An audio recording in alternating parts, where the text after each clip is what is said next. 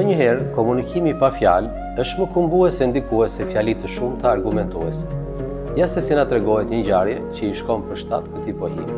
Në kuvendin e të urtëve, kishte ardhur koha të ishte pjesë e tij edhe një dietare intelektuale si Mevlana Xhamiu, por ishte e pamundur të pranojë për shkak të numrit të përcaktuar të vendeve të cilat ishin zënë.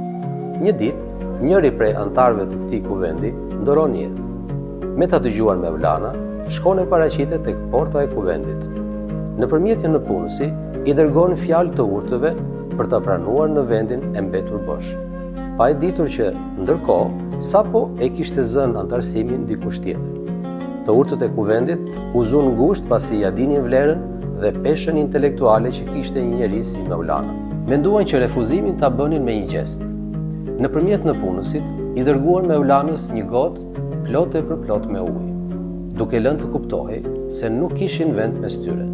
Mevlana e kuptoi mesazhin dhe nga një trëndafil aty pranë, këputi një petale dhe e vuri mbi gotën me ujë me kujdes. Më pas, e lut në punësin që ta çojë mbrapsht te kuvendi i të urtëve. Me ta marrë gotën me ujë me petalen sipër, e kuptuan mesazhin e Mevlanës dhe në një mendje e pranuan në këtë kuvend fisnik. E pra, bukuria dhe qashtërsia e mendjes dhe e zemrës e shpalosur në mirësjellje është ndër komunikimet më të fuqishme e ndikuese.